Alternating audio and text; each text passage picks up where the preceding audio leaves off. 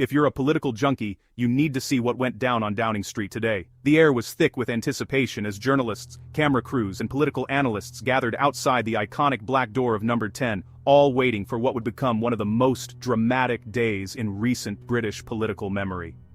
Farm taxes, public rage, and a prime minister in the firing line. The issue at the heart of today's chaos.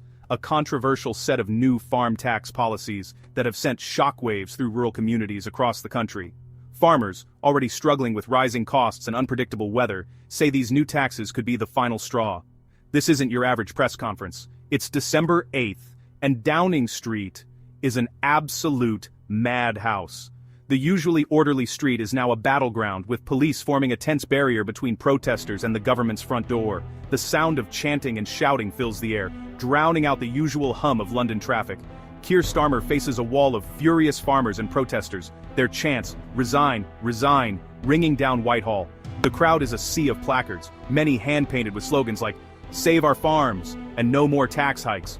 Some protesters have traveled for hours, coming from as far as Cornwall and Cumbria, determined to make their voices heard. Jeers echo, signs wave, and you can barely hear the Prime Minister's voice over the uproar. Every attempt Starmer makes to address the crowd is met with a fresh wave of boos and whistles. The tension is palpable, with emotions running high on both sides of the police barricades. Starmer stands at the podium flanked by aides and security, trying to project calm authority. But the crowd isn't having it. Many turn their backs, others shout over him, and a few even throw symbolic handfuls of soil onto the pavement in protest. Starmer tries to defend his controversial farm tax hikes, but the crowd isn't listening. He insists the new measures are necessary to fund vital public services and modernize British agriculture. But his words are lost in the roar of disapproval.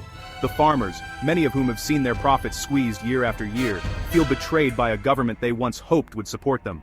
Every sentence sparks another round of boos. One protester shouts, "You're killing the countryside." Others join in, chanting, "No farms, no food." The anger is raw, and it's clear that for many here, this is about more than just taxes. It's about survival, tradition, and the future of rural Britain. Starmer's replies are measured, but his words drown in the chaos. He tries to outline plans for subsidies and support, but the crowd is in no mood for compromise. The Prime Minister's frustration is visible, his attempts at dialogue repeatedly cut short by the relentless noise. Security looks tense, reporters jostle for position. The press, sensing a major story, scramble to capture every moment. The anger, the confrontation, the Prime Minister's struggle to maintain control. Some journalists are live streaming the event, their commentary barely audible over the din. Among the crowd, emotions run deep. One farmer wipes away tears, holding a photo of his family's land. Another clutches a letter addressed to Starmer, pleading for a rethink. For many, this protest is personal, a last stand to protect their way of life. For a moment, it's pure pandemonium.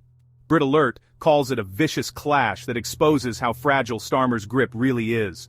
Police struggle to keep order as tempers flare, and there are brief scuffles at the barricades. The government's response is being watched not just by the UK, but by the world.